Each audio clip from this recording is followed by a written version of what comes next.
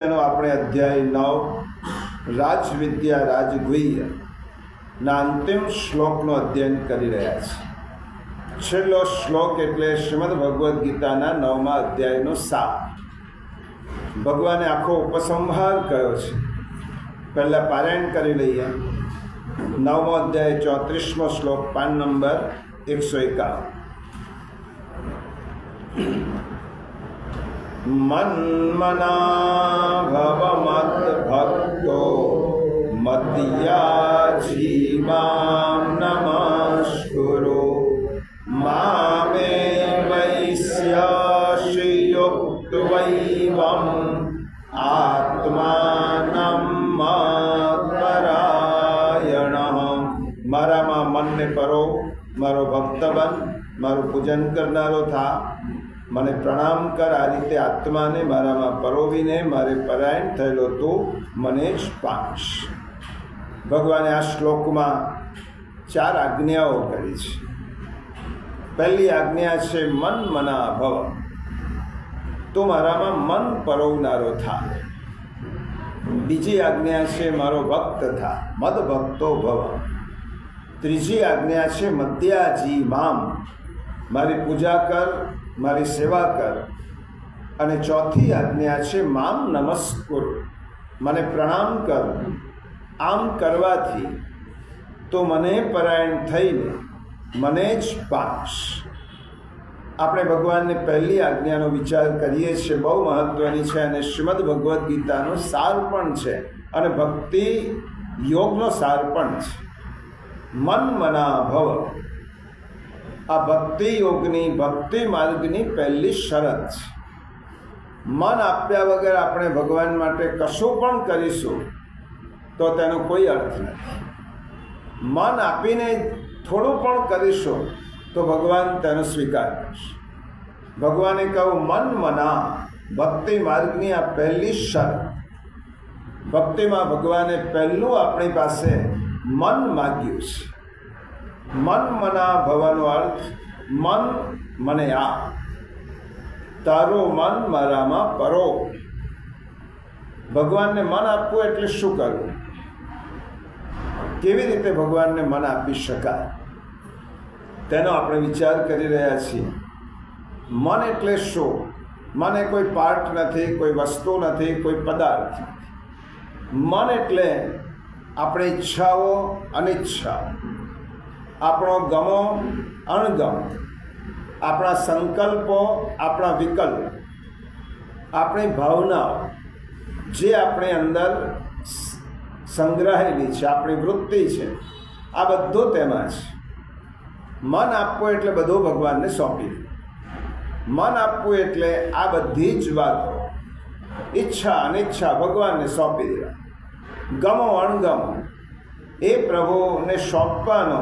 એના માટે ગીતામાં એક શબ્દ વાપર્યો, યદ્રચ્છા લાભ સંતુષ્ટ.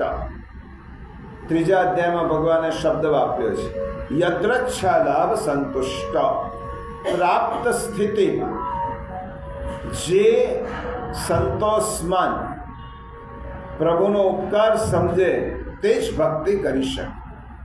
પ્રાપ્ત સ્થિતિ, જે પરિસ્થિતિ આપણને પ્રાપ્ત થઈ છે, શારીરિક, પારિવારિક, સામાજિક, જે પરિસ્થિતિમાં આપણને મળી છે તેમાં સંતોષ માને અને પ્રભુનો ઉપકાર, એ જ વ્યક્તિ ભક્તિ કરી શકે. જે સ્થિતિમાં ભગવાન આપણને રાખે તે સ્થિતિમાં ભગવાનની કૃપા સમજવી. મજબૂરીથી રહેવાનું નથી, તે સ્થિતિમાં ભગવાનની કૃપા સમજવી અને એમ માનીને જીવવું, એ યદ્રચ્છા લાભ સંતુષ્ટ કહેવાય. ભગવાનની ઈચ્છાથી જે કંઈ થાય છે તે મારા કલ્યાણ માટે જ થાય છે. આ ભક્તિની પહેલી શરત છે. અવિશ્વાસો નૈવ કર્તવ્ય સર્વથા બાધકસ્તુ સહ. જે થાય છે ભગવાનની ઈચ્છાથી એ મારા કલ્યાણ માટે જ થાય છે. આવી સ્પષ્ટ સમજણ જેના મનમાં છે એને યદ્રચ્છા લાભ કહેવાય. એને મન ભગવાનને આપ્યો છે એમ કહેવાય. ભક્તિમાં પ્રભુ પર એટલો વિશ્વાસ જોઈએ જ વિશ્વાસ વગર ભક્તિ થાય છે. તમને ભગવાન ઉપર વિશ્વાસ છે તો જ તમે ભક્તિ કરી શકો. અને ભગવાન ભક્તિ ઉપર, પ્રભુ ઉપર એટલો વિશ્વાસ જોઈએ, મારા પ્રભુને ખોટું કરતા આવડતું જ નથી, મારા પ્રભુને અશુભ કરતા આવડતું જ નથી.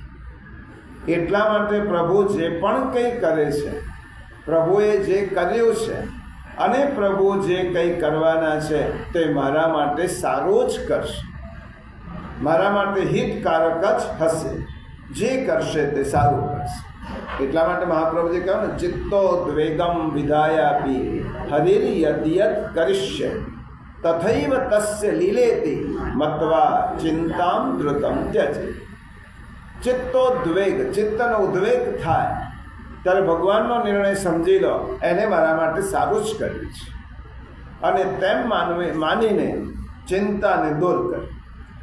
ભાગવતનો એક સિદ્ધાંત છે, પ્રભુ જે સ્થિતિમાં રાખે તે સ્થિતિમાં પ્રભુની મારા પર કૃપા છે એવો અનુભવ કર.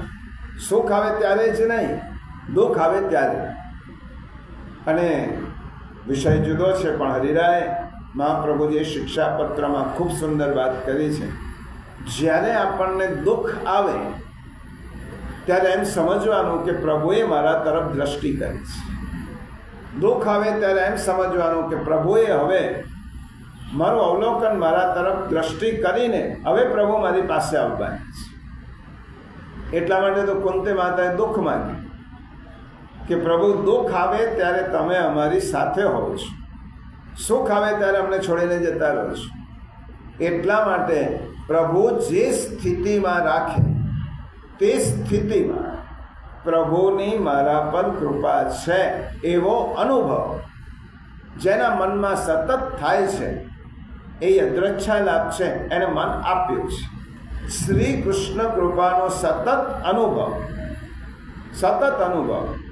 દુઃખ હોય કે સુખ હોય, એ સતત અનુભવ જે કરે છે અને તેને જ શ્રી કૃષ્ણના દર્શન થાય છે.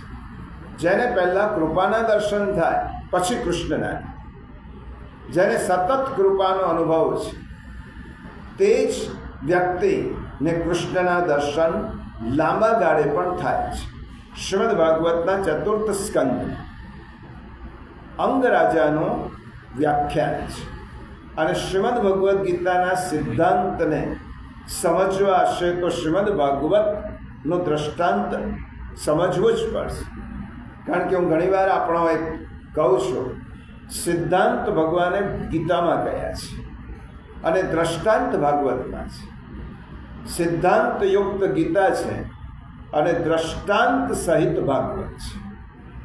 એટલા માટે ગીતા નાની છે અને ભાગવતના 18,000 શ્લોક છે, ગીતાના 18 અધ્યાય છે. 18 અધ્યાયમાં મૂળ સિદ્ધાંત ભગવાને એક પ્રગટ કર્યા છે. કારણ કે તે તો યુદ્ધની ભૂમિ હતી, એમાં કંઈ 7 દિવસની કથાનો સમય પણ નહોતો, અને યુદ્ધની ભૂમિમાં અર્જુનને સમગ્ર શાસ્ત્રોનો સાર કહેવાનો છે, સિદ્ધાંત. એટલા માટે સિદ્ધાંત કયા છે, અને ભાગવતમાં તેના દ્રષ્ટાંત છે. ચતુર્થ સ્કંદમાં અંગરાજાનું વ્યાખ્યાન છે. અંગરાજા સદાચારી હતા. તેમનો એકનો એક દીકરો, એનું નામ બેન. અંગનો એક દીકરો હતો, એનું નામ બેન. હવે બાપ બહુ જ સદાચારી હોય, સંસ્કારી હોય, અને દીકરો જ્યારે દુરાચારી બને ત્યારે બાપનું અંતઃકરણ બલોવાય છે, એનું હૈયું બળે છે. કારણ કે આત્મા વૈ પુત્રો જાયત ઇતિ વેદાનુશાસનમ, આત્મા જ પુત્ર રૂપે પ્રગટ થાય છે. તો પછી વેન રાજા, વેન દુરાચારી, હિંસા કરતો, બાળકોને મારતો, લોકોને ત્રાસ આપતો. રાજાએ પોતાના દીકરા બેનને, અંગરાજાએ બેનને સમજાવવા ઘણા પ્રયત્નો કર્યા, પણ બધા નિષ્ફળ. સુધારવા માટે બહુ પ્રયત્નો કર્યા, પરંતુ બેનના સ્વભાવમાં પરિવર્તન ના આવ્યું. અંગરાજા બહુ દુઃખી રહેવા લાગ્યા. એમને બધું જ રાજ્ય કારભારનું સુખ હતું, પણ એક જ દુઃખ હતું, પોતાનો પુત્ર બેન દુરાચારી. સમજાવવા છતાં પણ નથી માનતો. અને એક વખત અંગરાજાની પાસે એક સંતનું આગમન થયું. અંગરાજા પાસે એક સંત આવ્યા. વગર બોલાવે કોઈ સંત, કોઈ ભગવદીય, કોઈ મહાપુરુષ જ્યારે આપણી ઘેર આવે ત્યારે સમજી લેવાનું કે પ્રભુની કૃપા છે. વગર બોલાવે આવે ત્યારે ભગવાનને આપણને જે કહેવું છે એ સંત કે મહાત્મા દ્વારા જ કહી શકે. એટલા માટે પ્રભુ જેના ઉપર કૃપા કરે છે એને સંતનું સાનિધ્ય મળે છે, એને મહાપુરુષનો સંગ મળે છે અને ભગવાન તેની પાસે આવે છે. એટલે પ્રભુને કંઈક આપણને મેસેજ આપવો, એમ સમજી લો પ્રભુને મેસેજ આપવો જ. તો ભગવાન કોના દ્વારા આપે? મહાપુરુષો દ્વારા, સંત દ્વારા, ભગવદીઓ દ્વારા, ભક્ત દ્વારા. કારણ કે તે લોકો મહાપુરુષો, સંતો, પવિત્ર બ્રાહ્મણ એ પ્રભુનું મુખ છે. બ્રાહ્મણોશ્ય મુખમાસી. પુરુષોક્તમાં કહ્યું કે ભગવાનનું મોઢું એ સંતો છે, ભગવદીઓ છે, બ્રાહ્મણો છે. સંત અંગરાજાને સમજાવે છે કે તમે આટલા બધા દુઃખી કેમ થાઓ છો?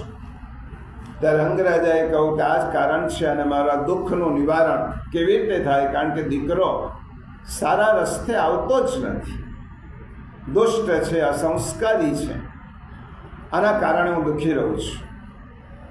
ત્યારે સંતે કહ્યું એમાં ચિંતા શું કરવાની હોય, આમાં પણ ભગવાનની જ કૃપા સમજો. જો દીકરો દુરાચારી છે, દુષ્ટ છે, અસંસ્કારી છે, આમાં પ્રભુની કૃપા સમજો. પ્રભુએ તમારે પુત્રનો મોહ દૂર કરવો છે એટલા માટે આવો દીકરો આપ્યો છે. તમારા મનમાં જે મમત્વ છે એ પ્રભુએ દૂર કરાવવાનું છે. અને ઘરના લોકો જો પ્રતિકૂળ થાય તો જ ઘરનો મોહ છૂટે. ઘરના લોકો પ્રતિકૂળ ન થાય તો મોહ છૂટે જ નહીં. એટલા માટે વૃદ્ધાવસ્થામાં કદાચ પ્રતિકૂળતા ઘરમાં થતી હશે, ભગવાનની કૃપા છે. કારણ કે તમારી પ્રતિકૂળતા, તમને વિપરીત સંજોગો આવે, લોકો તમારી ઉપેક્ષા કરે, પરિવારજન, એ પ્રભુની કૃપા છે. કારણ કે પ્રભુએ હવે ઘરની આસક્તિ છોડાવવાની છે. ઘરના બધા જ લોકો પ્રતિ અનુકૂળ હોય, તમે માગો ત્યારે પાણી આપે, દૂધ આપે, જમવાના સમય જમવાનું, તો એમ થાય કે આ ઘરમાં હજી વધારે રહેવું છે. આપણું મન ત્યાંથી છૂટે જ નહીં. અને ઘરમાં ઉપેક્ષા થાય ત્યારે બધા જ લોકો ભગવાન હવે તો અહીંથી લઈ લે. જો આસક્તિ છોડાવવા માટે પ્રભુની દરેક કૃતિમાં હવે ઘરના મોહ છોડાવવો છે, આસક્તિ છોડાવી છે, એટલા માટે હવે બધું જ છોડવાનું છે. ત્યારે તે ઘરના લોકો પ્રતિકૂળ થાય તેમાં પણ ભગવાનની જ ઈચ્છા કે કૃપા સમજવા. દીકરો સારો નથી, આ ભાગવતમાં દીકરો સારો નીકળ્યો નથી, સંસ્કારી નથી, તો ભગવાનની કૃપા છે એમ માનો. કારણ કે પુત્ર દુર્જન હોય, દુષ્ટ હોય, તો ભગવાને આપણે પુત્રનું મમત્વ છોડાવી દીધું છે. આ જ વાત શ્રીમદ ભાગવતનું મહાત્મ્ય પદ્મ પુરાણમાં છે અને એમાં ગોકર્ણજીનું આખ્યાન છે. ગોકર્ણજી પોતાના પિતા આત્મદેવ બ્રાહ્મણને એમનો પુત્ર જે ધુંધુકારી, અત્યંત દુરાચારી હોય છે અને આત્મદેવ બ્રાહ્મણને ઉપેક્ષા કરે છે, એના ઉપર શારીરિક પ્રહાર પણ કરે છે. અને આત્મદેવ બ્રાહ્મણ દુઃખી થયેલા હોય છે ત્યારે સંતના પ્રસાદથી જે ગાયને પુત્ર થયો હતો એનું નામ ગોકર્ણ. કાન માત્ર ગાય જેવા હતા, શરીર મનુષ્ય જેવું. એ આવીને પોતાના પિતાને કહે છે, પિતાજી, પુત્ર આટલો બધો ત્રાસ આપે છે, એટલા માટે દુઃખ કેમ વ્યક્ત કરો છો? અસાર ખલુ સંસાર દુઃખ રૂપી વિમોહક સુતક કશ્ય ધનમ કશ્ય સ્નેહવાન જલતે નિશા. હે પિતાજી, આ ધન કોણ? આ પુત્ર કોણ? આ બધો ભૂલી જાઓ. આ સંસાર અસાર છે, અત્યંત દુઃખરૂપ છે. કોને પુત્ર છે? કોનું ધન છે? તમારો જે આનામાં સ્નેહ છે ને, એ સ્નેહ જ તમને રાત દિવસ બાળતા દીવાની જેમ છે.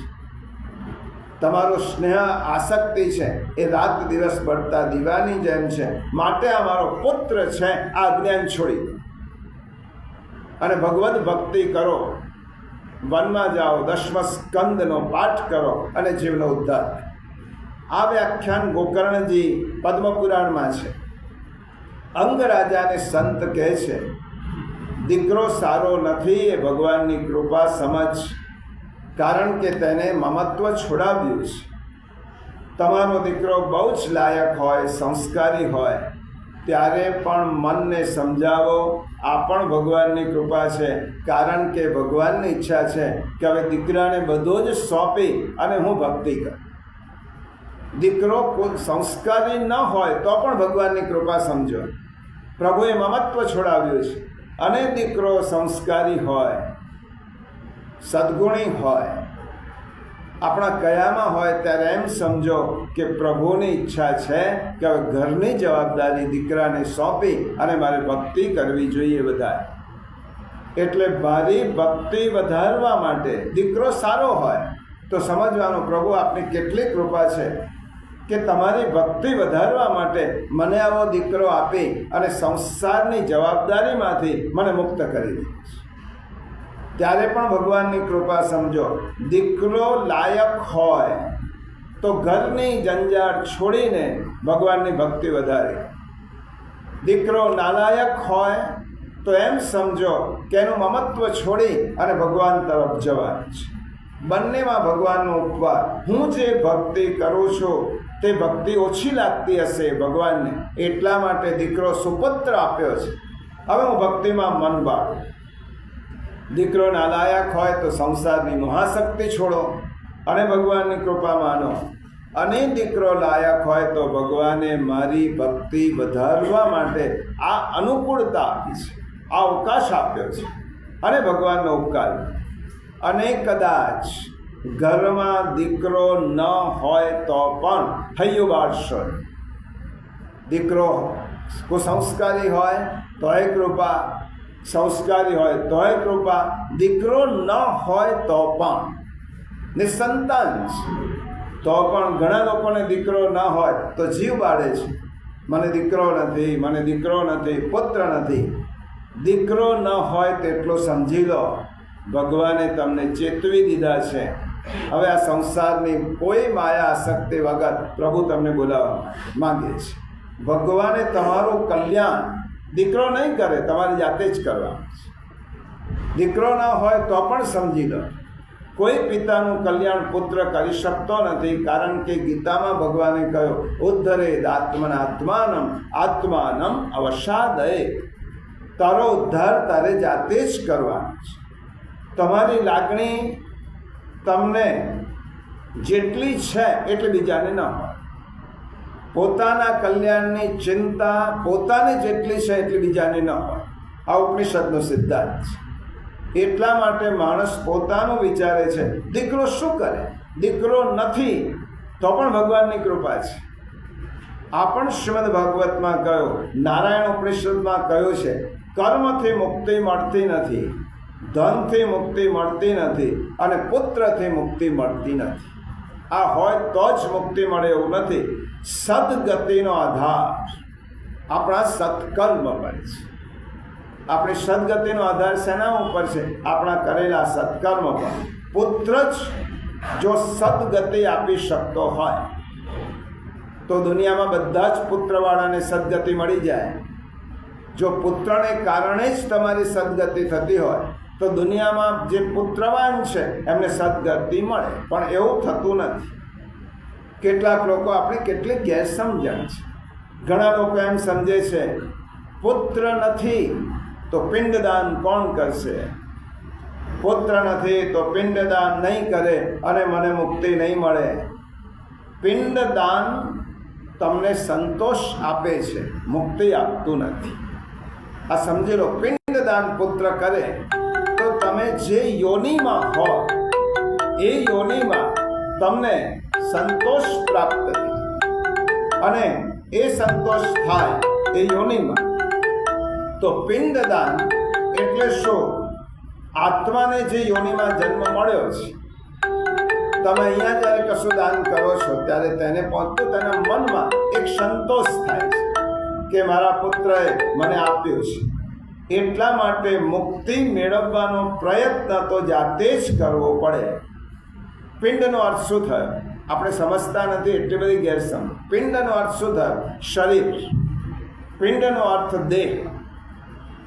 એટલા માટે આપણે બોલીએ છીએ યથા પિંડે તથા બ્રહ્માંડે. જેવું દેહમાં છે તેવું બ્રહ્માંડમાં છે. તો પિંડનો અર્થ શું થયો? પિંડ એટલે શરીર. પિંડ દાન એટલે શું? આ શરીર તમે ભગવાનને આપી દો, એનું નામ પિંડ દાન. એટલા માટે ગરુડ પુરાણમાં હું સંદર્ભ સાથે એટલા માટે કહું છું, અહીંયાથી કોઈ વાત શાસ્ત્રના પ્રમાણ વગર બોલાય. ગરુડ પુરાણમાં ત્યાં સુધી લખ્યું કે નિસંતાન વ્યક્તિ જો ઈચ્છે તો પોતાની બધી જ મરણોત્તર ક્રિયા એ પોતાની જાતે કરી શકે, પોતાની જાતે થઈ શકે. પોતાની મરણોત્તર ક્રિયા એ જાતે કરી શકે, પિંડ પણ આપે. પણ પિંડદાનનો તાત્વિક અર્થ થયો પિંડ એટલે શરીર. આ શરીર પરમાત્માને અર્પણ કરવાનું, એનું નામ પિંડદાન. જીવતા જીવત શરીર ભગવાનને આપ્યું નથી અને મૃત્યુ પછી મારો પુત્ર પિંડદાન કરશે અને મારી મુક્તિ થશે, એ શાસ્ત્રોક્ત નથી. પિંડદાન એટલે આ શરીર પ્રભુ તારા માટે છે, આ શરીરના માલિક તમે છો અને આ શરીર હું આપને અર્પણ કરું છું. શરીર રૂપી પિંડ ભગવાનને અર્પણ કરવો, એનું નામ પિંડદાન કહેવાય. અને તે કોણ કરી શકે? આપણે જ કરી શકીએ. આપણા વગર, આપણા સિવાય આપણો પુત્ર ન કરી શકે, આપણા વતી ન કરી શકે. પિંડદાન એટલે પોતાનું શરીર પ્રભુને અર્પણ કરવા. આત્મનાને આપણે બ્રહ્મ સંબંધના ગદ્ય મંત્રમાં જ બોલીએ છીએ, પોતાના આત્મા સહિત શરીરને પ્રભુને અર્પણ કરવા. પુષ્ટિ માર્ગના વાર્તા સાહિત્યમાં એક વાર્તા છે, અમ્મા ક્ષત્રાણીની વાર્તા છે. અને અમ્મા ક્ષત્રાણી ઠાકોરજીને ઘેરે પધરાવેલા હતા. બાલ ભાવથી પ્રભુની એટલા બધા નિષ્ઠાપૂર્વક સેવા કરે, પ્રભુને બાળક સમજીને લાલ લડાવે, પ્રભુ અનુભવ પણ જતા. આ અમ્મા ક્ષત્રાણીની એ સ્થિતિ ભગવદી. 2 દીકરાઓ હતા, નાના નાના પુત્રો હતા. ઠાકોરજીની સેવા ઘેર બિરાજે અને બંને બાળકો સાથે પ્રભુ ખેલે. આ રોજનો નિયમ. ઠાકોરજી પણ આ બંને બાળકો સાથે ખેલે. ઠાકોરજીની શ્રી ઈચ્છા થઈ. એક પુત્ર બાળપણમાં જ મરણની શરણ. અમ્મા ક્ષત્રાણીનો એક પુત્ર નાનો હતો, મૃત્યુ પામ્યો. અમ્મા ક્ષત્રાણી માં છે, ભલે ભગવદીય છે. ભક્તો હોય કે ભગવદીય હોય તો લૌકિક દુઃખ ન થાય એવું નહીં. પછી મનને સમજાવીને એ દુઃખ હળવું બનાવે. પણ મનમાં તો જે દુઃખ થાય સંસારી માણસને એ થાય જ. અમ્મા ક્ષત્રાણી ખૂબ રડે છે. હવે એના હૃદયમાં વેદના દૂર થતી જ નથી. ઠાકોરજીની સેવામાં પહોંચે, આંખમાંથી અશ્રુધારા વહેતી. પ્રભુ આપણા જીવનમાં ક્યારેક કેવી રીતે રમે છે, ખેલે છે, એ કશું જ કહી શકાય નહીં. પ્રભુ યહ ખેલવી કી ભલી યહ ખેલવે કી બાત. ઠાકોરજીની રમત આપણે સમજી શકતા જ નથી. પ્રભુ કોના જીવનમાં ક્યારે કેવો ખેલ કરશે એ પ્રભુ જ જાણે. અને એક પુત્ર મરી ગયો. અમ્મા ક્ષત્રાણી રુદન કરે છે. એક દીકરો તો ગયો, હજી અમ્મા ક્ષત્રાણીના આંખોના આંસુ સુકાયા નથી. અને થોડા જ દિવસો પછી બીજો પુત્ર પણ મૃત્યુ પામ્યો. જો એક પુત્ર ગયો, હજી દુઃખ સુકાયું, હજી આંસુ સુકાયા નથી, દુઃખ હળવું થયું નથી, અને બીજો પુત્ર ગયો. હવે બીજો પુત્ર ગયો, દુઃખની નદી હવે દુઃખનો દરિયો બની. હવે અમ્મા ક્ષત્રાણી 2 દીકરા ગુમાવેલી માં હોય, એનું મન કેવી રીતે સ્વસ્થ રહે, એનું ચિત્ત કેવી રીતે સ્વસ્થ હોય? અમ્મા ક્ષત્રાણી માં હોવાને કારણે માનું હૃદય છે. ઠાકોરજી પાસે બેસે અને કદાચ એક મનમાં થયું, પ્રભુ મારા 2 દીકરા ગયા, આપની સેવામાં ખેલતા હતા, પ્રભુ બંને ઉપાડી લીધા. મારો કયો અપરાધ હતો કે મારા બંને દીકરા પ્રભુ મારી પાસેથી ગયા? એક દિવસ રોજ રુદન કરે, એક દિવસ ઠાકોર ખેલતા ખેલતા અમ્મા ક્ષત્રાણીની પાસે ગોદમાં બેસી ગયા. બાલ ભાવથી સેવા કરતી હતી. યે યથામામ પ્રપદ્યંતે તાંસ તથૈવ ભજામિ. ગીતામાં કહ્યું છે, જે ભાવથી તમે મને ભજશો એ ભાવથી હું તમને દર્શન આપીશ. તમે બાલ ભાવથી ભજશો તો હું તમારી સામે બાળક થઈશ. ઠાકોરજી બાલ ભાવથી આવ્યા, બાળક બનીને આવ્યા, ગોદમાં બેસી ગયા અને ખૂબ મધુર શબ્દોમાં પ્રભુએ કહ્યું, અમ્મા તું ક્યાં રોવે? અમ્મા તું ક્યાં રોવે? કેમ રડે છે? મેં તેરો લાલો નહીં હું તારો દીકરો નથી તો માં તું રડે છે. દીકરા માટે રડે છે ને, તો હું તારો દીકરો છું. માં હું પણ તારો દીકરો છું. તું જ્યારે રડે છે ને તો મને બહુ દુઃખ થાય છે, મારું મન પણ બળવા લાગે છે. અમ્માએ બાલકૃષ્ણ ઠાકોરજીની છાતીએ લગાડ્યા, નાથ હું થોડીક ક્ષણ માટે આપને ભૂલી ગઈ. આ સંસારની માયા એવી છે કે આપનું વિસ્મરણ થયું. થોડીક ક્ષણ માટે તમે જ મારા સાચા બાળક છો, તમે મારા ખરા બાળક છો. અને આપનામાં પ્રીતિ વધારવા માટે, મારી લૌકિક આસક્તિ છોડાવવા માટે આપે મારા બાળકોને લઈ લીધા હશે. હવે અમ્મા ક્ષત્રાણીના આંસુ દૂર થયા. જો દીકરો કુપુત્ર હોય તો પણ પ્રભુની કૃપા, સુપુત્ર હોય તોય કૃપા, દીકરો ન હોય તો પણ કૃપા, અને દીકરો આવ્યા પછી મૃત્યુ પણ પામે તો પણ કૃપા. પ્રભુ આપનો ખેલ શું છે હું સમજી શકતો નથી. ભલે યહ ખેલવે કી રીત, પ્રભુ આપની ખેલવાની કઈ રીત છે મને ખબર પડતી નથી. તો બધી જ સ્થિતિમાં જે ભગવાનની જ કૃપા સમજે છે, બધી જ સ્થિતિ, એનું નામ યદ્રચ્છા. મન આપવું એટલે શું કરવું? આપણે એમ કહીએ કે આપણે ઠાકોરજીને મન આપ્યું છે. મન આપવું એટલું સહેલું નથી. ગીતા જેવા ગ્રંથમાં પ્રભુએ 4 વાર ગીતામાં આજ્ઞા કરી છે, તારું મન મને આપ. મન આપવું એટલે પ્રભુ જે સ્થિતિમાં રાખે એ સ્થિતિમાં આનંદપૂર્વક પ્રભુ પર વિશ્વાસ રાખીને રહ્યો. પંઢરપુરમાં 3 સંતો એકવાર ભેગા થઈ ગયા. પંઢરપુર એટલે ખૂબ સુંદર વિઠોબાનું અત્યંત અદ્ભુત મંદિર, જ્યાંથી શ્રી વલ્લભને ગૃહસ્થાશ્રમ સ્વીકારવાની આજ્ઞા. પંઢરપુરના વિઠોબાએ અને તેમાં શ્રીનાથજીનું પણ સ્વરૂપ પધાર્યું અને વલ્લભને કહ્યું, હે વલ્લભ, તમે ગૃહસ્થાશ્રમ સ્વીકારો, કારણ કે મારે તમારે ત્યાં પુત્ર રૂપે આવવું છે. હું નંદન, તમે તા. એ વિઠોબા વિટેવરી ઊભા, કટેવરી હાથ, 2 હાથ કેળ પર છે અને ઈંટો પર ઉભેલા છે. એવું લાગે કે તમે જાઓ ત્યારે ઠાકોરજી તમારી પ્રતીક્ષા કરે છે. એ વિઠોબાનું એટલું સુંદર સ્વરૂપ છે કે તમે જઈને ઊભા રહ્યા કે તમને એમ જ લાગે કે પ્રભુ મારી જ રાહ જોતા હતા કે હું ક્યારે આવું.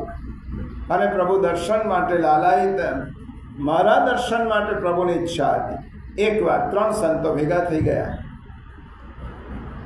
દક્ષિણના સંત એકનાથ છે, સંત તુકારામ છે અને આપણા ગુજરાતના ભક્ત નરસિંહ. આ 3 ભેગા થયા. હવે આ 3 ભેગા થયા, સત્સંગ કર્યો. એકનાથ વિઠોબાની પાસે હાથ જોડીને ઊભા રહ્યા, સ્તુતિ કરી. અને સ્તુતિ કર્યા પછી એકનાથની પત્ની ગિરજાબાઈ બહુ જ સંસ્કારી, આજ્ઞાનુકિત, એકનાથની બધી જ વાતો સમજી અને કરે. અને એકનાથ પંઢરપુરમાં વિઠોબાજીના, વિઠ્ઠલનાથજીના દર્શન કરતાં કરતાં આંખો ભીંજાઈ. એકનાથ પ્રભુને શું કહે છે, પ્રભુ ગૃહસ્થાશ્રમમાં આટલી બધી સંસ્કારી પત્ની તમે આપી, તો તમે ઘરમાં મને પત્ની નહીં સત્સંગ આપ્યો છે. હું સત્સંગ કરી શકું છું, અતિથિ અભ્યાગતોને મહાપ્રસાદ લેવડાવી શકો છો, કારણ કે તમે આટલી નિષ્ઠાવાન પત્ની આપી છે. કેટલી મોટી કૃપા કરી છે પ્રભુ તમે મારા ઉપર. આંખમાંથી અશ્રુધાર આવે. એકનાથના દર્શન પૂરા થયા એટલે પછી તુકારામ ઊભા થયા. હવે તુકારામની પત્ની તો કર્કશા, ઝઘડાળુ, કશું ના હોય તો પવન સાથે ઝઘડે. શેરડી લઈને, શેરડીનો સાંઠો લઈને આવ્યા. વૈશ્ય હતા, એટલી બધી ગરીબી હતી કે કોઈ જગ્યાએ સત્સંગ કરવા ગયા હશે ને કોઈ યજમાને શેરડીના સાંઠા આપ્યા હશે અને છોકરાઓ બાબા અમને આપો અમને આપે, એક સાંઠો આપી દીધો શેરડીનો બધાને.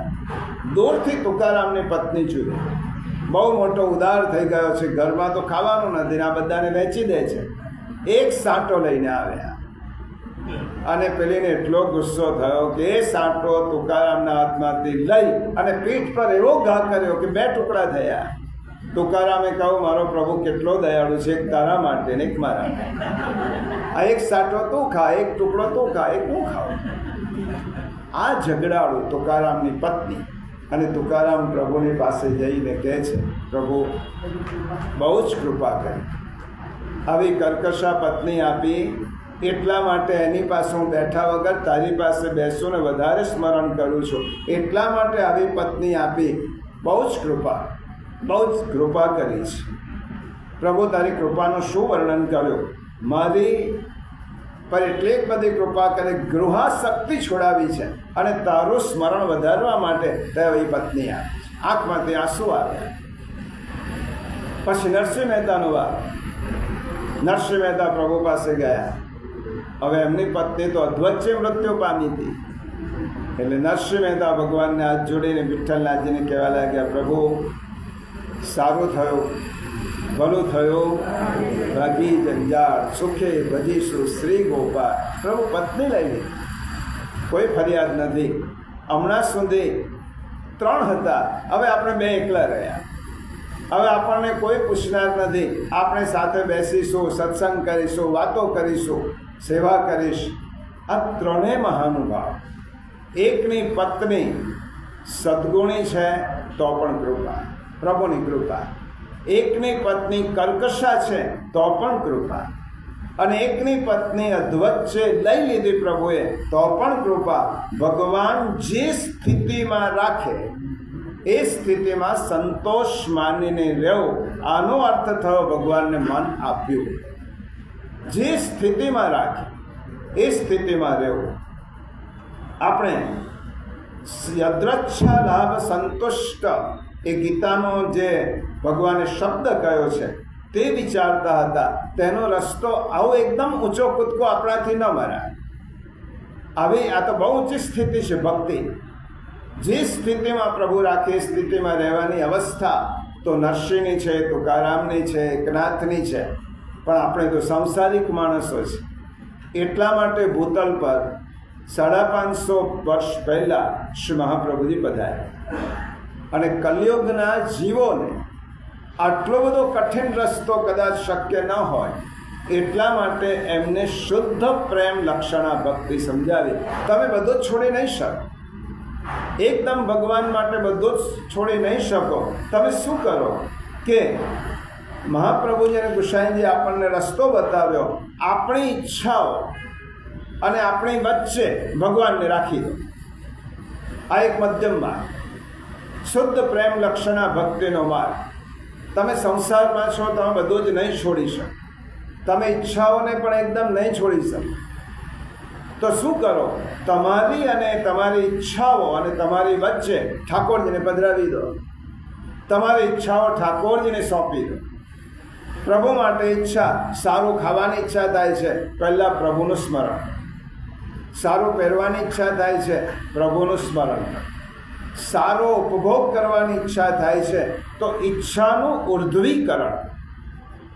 પુષ્ટિ માર્ગનું આ મહત્વ છે કે આપણી ઈચ્છાને ઉર્ધ્વ ગતિએ લઈ જવાની છે. આપણી ઈચ્છા પ્રભુને સોંપી દો. પ્રભુ તારા માટે ઈચ્છા કરીશ, પ્રભુ તારા માટે શૃંગાર, મારે પણ તને સારું લાગે એટલા માટે બેસું છું. પ્રભુ શરીર તને સુંદર સારું લાગે, તારી સન્મુખ આવું છું, પણ તને શુદ્ધ વસ્ત્રો તારી સામે પહેરેલા હોય, સારો દેખાવ તો પ્રભુ તમને પણ ગમે એટલા માટે કરીશ. તો પહેલી વસ્તુ ઈચ્છાને શું કરવાની? ધર્મનિષ્ઠ બનાવે.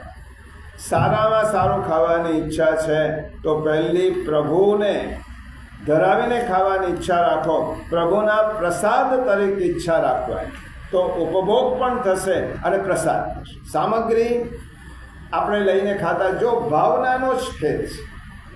બે વ્યક્તિ શુદ્ધ મીઠાઈ લઈને ઘરમાં આવ્યા. એક વ્યક્તિ મીઠાઈ પોતાના માટે લાવી, આ ભોગ થયો, અને બીજી વ્યક્તિ મીઠાઈ પ્રભુ માટે લાવ્યા, તો એ પ્રસાદ થયો. બંને જણ લાવ્યા છે, કૃતિ એક છે. એક જણને એમ થયું કે મારા માટે લઈ જાઉં છું, એ ભોગ થયો અને ભોગનું પરિણામ પતન છે. અને બીજો લાવ્યો, મારા પ્રભુને ભોગ ધરાવવો છે એટલે મીઠાઈ ધરાવીશ. ખાવાની તો બંને છે.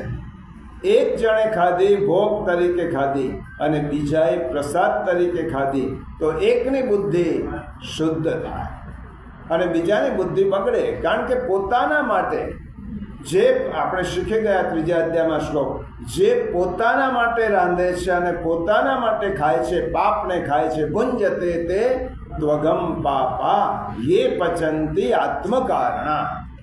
જેને પોતાના જ માટે રાંધવું છે અને પોતાના માટે ખાવું છે, એ તો પાપને ખાય છે. તો આપણી ઈચ્છાને ધર્મનિષ્ઠ બનાવે. મહાકવિ કાલિદાસ, એના બે સુંદર કાવ્યો છે, એક રઘુવંશ અને કુમાર.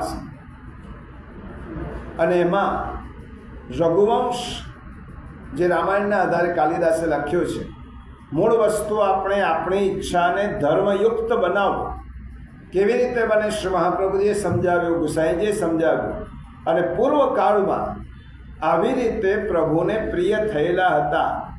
રઘુવંશના દિલીપ રાજાની વાત છે, અને કાલિદાસે રઘુવંશનો બીજો સર્ગ લખ્યો છે, વાંચવા જેવો છે. આખો રઘુવંશ વાંચવા જેવો છે. તેનો બીજો સર્ગ તો મમડાવવા જેવો છે. દિલીપ રાજાને ત્યાં પુત્ર નહોતો. દિલીપ રાજા એટલે કોણ? ખટવાંગ રાજાના વંશમાં દિલીપ રાજા. દિલીપને ત્યાં રઘુ થયા, રઘુ રાજાને ત્યાં અજ થયા, અજને ત્યાં દશરથ થયા, અને દશરથને ત્યાં પ્રભુ રામચંદ્રજીનું પ્રાગટ્ય થયું. આ દિલીપ રાજા એ ખટવાંગ રાજાના વંશમાં થયા. ઘેરે પુત્ર નહીં, દીકરો નહીં, વર્ષો વીતી ગયા ગૃહસ્થાશ્રમ, સંતતિ નથી, પુત્ર નથી. કુલગુરુ વશિષ્ઠજી પાસે ગયા અને વશિષ્ઠ ઋષિને કહ્યું, ગુરુદેવ પુત્ર નથી, શું કરું? વશિષ્ઠ ઋષિએ કહ્યું, મારી આ નંદિની ગાય છે. આ નંદિની ગાય પુણ્ય બળથી મેં પ્રાપ્ત કરી છે. આ ગાયને તો તારી સાથે લઈ જા, જંગલમાં લઈ જા, એની એક નિષ્ઠાથી સેવા છે. કારણ કે તો બધા જ દેવોને નહીં પૂજી શકે. ગાયનું પૂજન કરીશ તો બધા જ દેવોનું પૂજન થશે. તો આ ગાયને લઈ જા અને તને ઈચ્છિત ફળ પ્રાપ્ત થશે. દિલીપ રાજા રાજ્ય કારભાર છોડી આ નંદિની ગાયને લઈ અને કુટીર બાંધી જંગલ, અને જંગલમાં કુટીર બાંધીને ગૌ સેવા કરવા લાગ્યા, ગાયની સેવા કરવા લાગ્યા. ચક્રવર્તી રાજા દિલીપે ગુરુની આજ્ઞાનું પાલન કરીને બધું છોડ્યો અને એક નિષ્ઠાથી સેવા કરે છે. દિલીપ રાજાની સેવા કેવી હતી એનું વર્ણન મહાકવિ કાલિદાસે કર્યું છે. કેવી રીતે દિલીપ રાજા ગાયની સેવા કરતા. સ્થિત સ્થિતા મુચ્ચલિત પ્રયાંતા નિષેધુષીમાસન બંધ વીર જલાભિલાષી જલમાદદાનામ છાયે મતાંભૂપતિરન્વ ગચ્છન. કાલિદાસ લખે છે, સ્થિત સ્થિતા મુચ્ચલિત પ્રયા. ગૌ સેવા કેવી રીતે કરતા? નંદિની ઊભી રહે તો ઊભા થઈ જાય, ગાય ઊભી થાય તો રાજા ઊભા થઈ જાય. નંદિની ગાય ઉઠતા પહેલાં રાજા ઉઠી જાય. ગાય હમણાં ઉઠી જશે, નંદિની, રાજા ઉઠી જાય, એની સેવામાં હાજર રહે. નિષેધુષિમ આસનબદ્ધ વીર, એની પાસે જ બેસે. ગાયને શું જોઈએ છે એ મને શું ખબર પડે, એની પાસે જ બેસે. એના સૂતા પછી સૂઈ જાય અને ઉઠતા પહેલાં ઉઠે. આવી રીતની એક નિષ્ઠાથી ઘણા વર્ષો સુધી સેવા કરી. એકવાર નંદિની ગાયને થયું કે હું દિલીપ રાજાની પરીક્ષા, એક નિષ્ઠાથી મારી સેવા કરે છે એની પરીક્ષા. રાજાનું ચિત્ત તપાસો, મન તપાસો. રાજા દિલીપ એક વખત પર્ણકુટીની પાસે નિસર્ગનું દર્શન કરતા, આકાશ દર્શન કરતા બેઠેલા છે. ત્યાં એક સિંહ આવ્યો, તરાપ મારીને નંદિનીને ખાવા માટે. નંદિનીને ખાવા માટે સિંહ આવ્યો. ભયંકર રોગ છે, ભૂખ્યો છે. સિંહને મારવા માટે રાજાએ ધનુષ્ય હાથમાં લીધું અને ભાથામાંથી બાણ કાઢવા જાય છે. ત્યાં બાણ નીકળતો જ નથી. ભાથામાં જ બાણ અટકી ગયો. બાણ નીકળતો નથી. રાજાએ બહુ ખેંચવા પ્રયત્ન કર્યો બાણને ભાથામાંથી. ક્ષત્રિય અને સિંહને મારવો એના માટે બહુ મોટી વાત નથી, અને બહુ જ પ્રયત્ન કર્યો, બાણ ખેંચાયો નહીં. તે વખતે સિંહ મનુષ્ય વાણીમાં બોલે છે. કાલિદાસે લખ્યું છે સિંહ અને મનુષ્યની વાચા ફૂટી છે. અને સિંહ શું બોલે છે? અલમ મહીપાલ તવ શ્રમેણ પ્રયુક્તમપ્યશ્રમિતો વૃથા સ્યાત ન પાદયોર્મૂલન શક્તિરંહ શિલોચ્ચયે મૂર્છતિ આસનસ્થ. હે રાજા, અલમ મહીપાલ તવ શ્રમે. હવે ખોટી મહેનત રહેવા દે. તારા ભાથામાંથી બાણ નહીં નીકળે, કારણ કે ખોટો શ્રમ કરે નથી તો મને મારી શકવાનો નથી. તારા ભાથામાંથી બાણ નીકળવાનું નથી, એટલા માટે વૃથાશ્રમ રહેવા દે. તો શુરવીર છે, હું જાણું છું, તારામાં શૌર્ય છે, મને ખબર છે, પરંતુ આ શ્રમ રહેવા દે. કારણ કે હે રાજા, વંટોળિયો પવન હોય એ ઝાડોને તોડી શકે. વંટોળિયો પવન પર્વતને કોઈ દિવસ તોડી ના શકે, પર્વતને હંફાવી ન શકે. તું મારી સાથે લડવા જઈશ તો હું પર્વત જેવો છું, મને તો નહીં મારી શકે. સિંહ પોતાનો પરિચય આપતા કહે છે, હું કોણ છું તું જાણે છે? હવે મારો પરિચય આપ. કૈલાસ ગૌરમ વૃષમાન વૃક્ષો પાદાર્પણાનુગ્રહ પ્રોત પૃષ્ઠમ અવેહિ મામ કિંકરમષ્ટપૂર્તે કુંભોદરમ નામ નિકુંભ મિત્રમ. હવે મારો પરિચય આપ. કૈલાસ પર રહેવાવાળા શિવજી, કૈલાસ પર રહે. હવે શિવજી જ્યારે નંદી ઉપર બેસવા જાય ત્યારે નંદી તો ઊંચો હોય.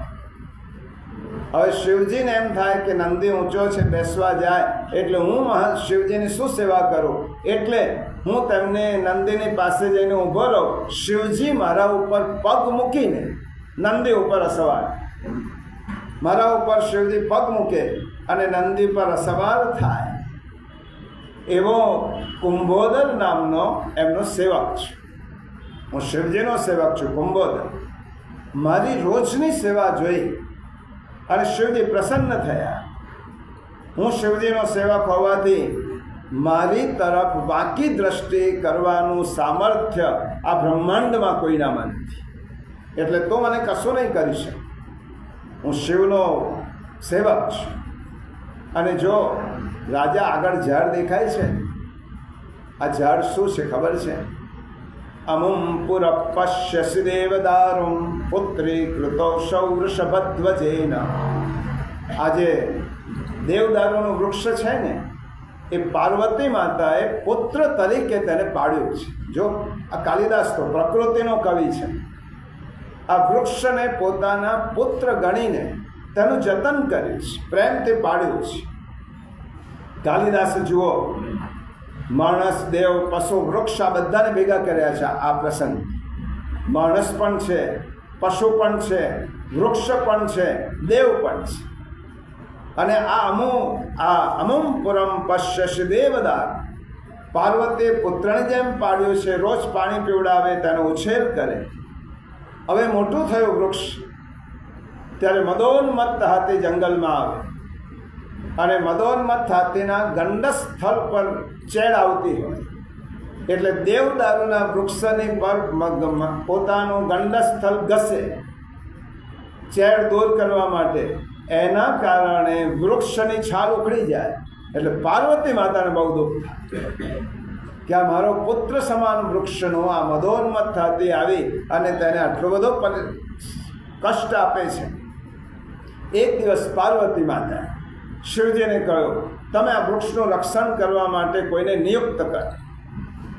એટલે શિવજીએ મને બોલાવ્યો, એમનો સેવક હતો, અને શિવજીએ મને કહ્યું, જો તારે કશું જ નહીં કરવાનું, આ દેવદારૂ વૃક્ષ છે એનું રક્ષણ કરવા, અહીં બેસવા, એનું રક્ષણ કરવું.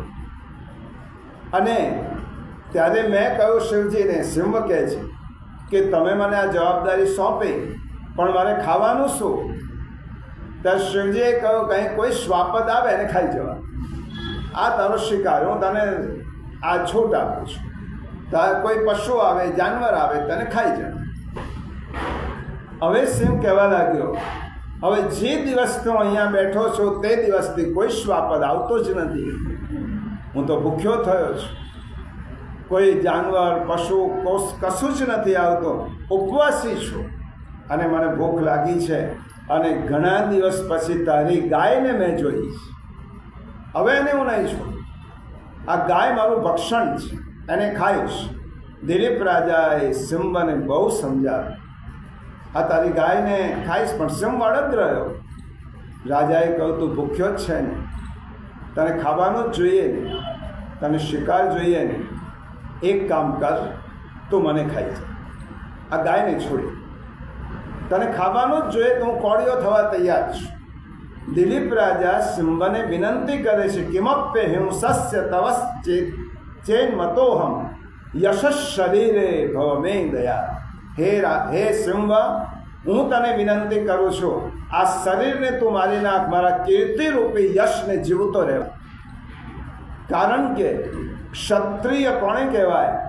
જે બીજાનું રક્ષણ કરે તેને ક્ષત્રિય કહેવાય. હું ક્ષત્રિય છું, અને કાલ ઉઠીને મારા ભૌતિક શરીરને તારો ખોરાક બનાવ, પણ મારા જોતા જ તું મારી ગાયને ખાઈ જઈશ તો લોકોમાં મારી અપકીર્તિ થશે. યશસ શરીરે ભવ મે દયા.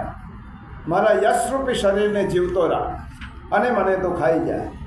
અને શુંભ કહે છે, રાજા તું મૂર્ખ છે. જો કાલિદાસ અદ્ભુત લખે છે, રાજા તારા જેવો મૂર્ખ મેં જોયો નથી. એકાત પત્રમ જગત પ્રભુત્વ નવમ વયકાંતમિદમ પુષ્ય અલ્પસ્ય હેતો બહ્વાતુમિચ્છન. રાજા, આટલા સામાન્ય હેતુ માટે તું જાતે કોળીઓ બનવા તૈયાર થયો છે. એક ગાયને બચાવી છે ને, તું તો રાજા છે. આના બદલે વશિષ્ઠને હજારો ગાય તું આપી દે છે, કારણ કે તારી પાસે તો બધું જ સામર્થ્ય છે. તો કુલગુરુ વશિષ્ઠને એક ગાયના બદલામાં હજારો ગાય તું આપી દે છે.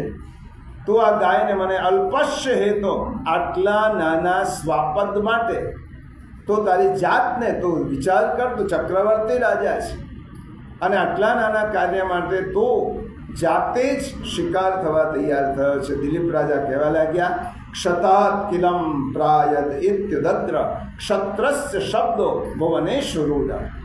ક્ષત્રિયની એક વ્યાખ્યા છે, જે બીજાને સંકટમાંથી તારે એનું નામ ક્ષત્રિય કહેવાય, અને હું ક્ષત્રિય છું.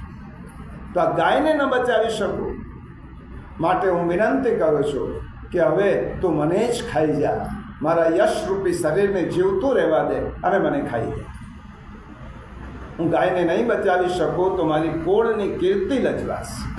અને તે વખતે રાજા દિલીપ આંખો બંધ કરીને સિંહની સામે બેસી ગયો, હું તારું ખાદ્ય થવા તૈયાર છું. અને તે વખતે આંખો બંધ કરીને સિંહનું ખાદ્ય થવા માટે દિલીપ તૈયાર થયા.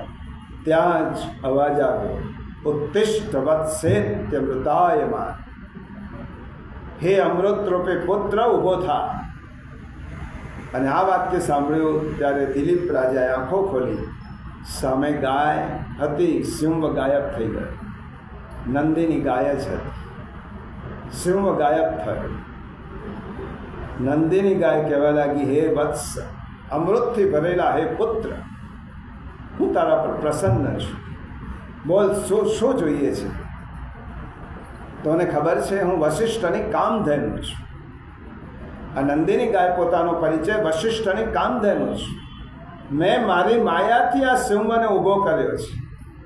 ઋષિના પ્રભાવથી યમરાજા પણ મારું કશું ન બગાડી શકે, તો એક સ્વાપદ મારું શું બગાડવાનું? આ તો મારી જ માયા હતી. બોલ, શું જોઈએ છે? ત્યારે દિલીપ રાજાએ અંતઃકરણની તીવ્રતમ ઈચ્છા છે, જુઓ, લાલસા છે, એટલી ઈચ્છા છે પુત્ર પ્રાપ્તિ. અને તે વખતે દિલીપે કહ્યું, સુદક્ષિણાયામ તનયમ વ્યયા છે. હે માં, સુદક્ષિણા રાણીની કુખે મને પુત્રની પ્રાપ્તિ થાય, આટલી ઈચ્છા છે. સુદક્ષિણાયામ તનયમ વ્યયા છે, હું પુત્ર માગું છું, બસ એટલી જ ઈચ્છા છે. સુદક્ષિણાના પેટે એક દીકરો થાય, આટલી ભાવનાથી હું એક નિષ્ઠાથી સેવા કરું છું. નંદિની ગાયે કહ્યું, બસ આટલું જ જોઈએ છે, મારા આચરણમાંથી દૂધ લઈ લે, આટલા માટે તો આટલું જ જોઈએ છે. પ્રીતાસ્મી, તારા પર પ્રસન્ન છું, આચરણમાંથી દૂધ લઈ લે, દૂધ પી લે, જા તને દીકરો થશે. કેટલું સહેલું હતું આ! જો ઈચ્છાને ધર્મ ઈચ્છા કેવી રીતે બનાવી, ત્યારે આપનારી કામધેનુ ગાય છે. દિલીપ રાજાને વર્ષોથી પુત્ર પ્રાપ્તિની અપેક્ષા જ નહીં, લાલસા છે. આપનારી ગાય પ્રસન્ન થઈ છે. જંગલમાં એટલા માટે તો ગૌ સેવા કરી છે, કોઈ ન કરી શકે એવી સેવા કરી. અને કઠોર પરીક્ષામાંથી રાજા પસાર થયો છે અને દીકરો માગે છે, ગાય આપવા તૈયાર છે. તે વખતે દિલીપની જગ્યાએ બીજું કોઈ હોય તો એમ કે કૃતકૃત્યોસ્મી, બહુ આનંદ થયો, હું કૃતકૃત્ય થયો છું, અને દૂધ પી લે.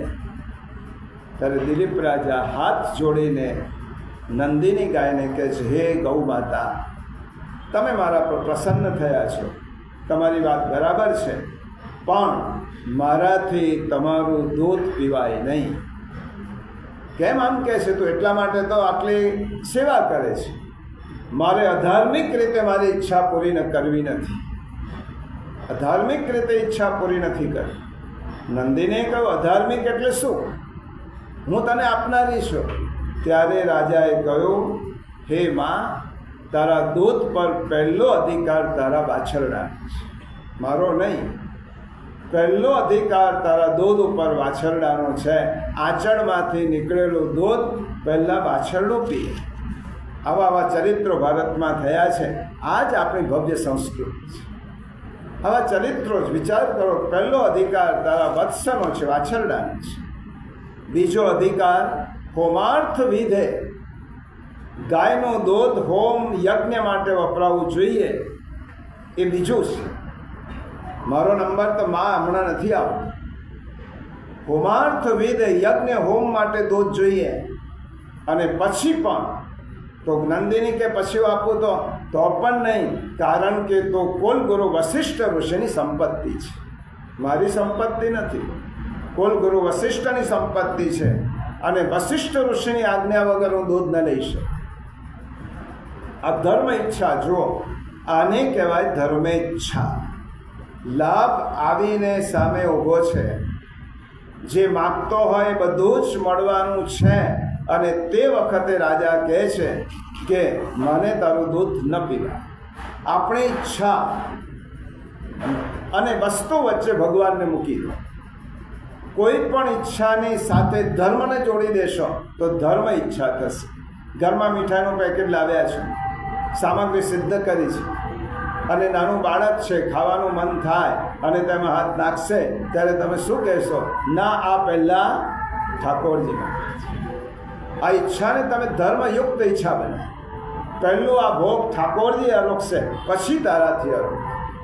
આ પુષ્ટિ માર્ગનું એક મનોવિજ્ઞાન છે. બીજો રસ્તો શું છે? પ્રભુની ઈચ્છા સાથે આપણી ઈચ્છા જોડી દે. આપણી ઈચ્છા સાથે ભગવાનની ઈચ્છાને જોડી દે. ભગવાનને કહો, પ્રભુ હું તો ઈચ્છું છું, મારું મન છે, તમને જે યોગ્ય હોય તો આપજો. શ્રીમદ ભાગવતના ચોથા સ્કંદમાં, તૃતીય સ્કંદમાં કરદમ ઋષિનું આખ્યાન છે. બહુ લાંબો કહેતો નથી.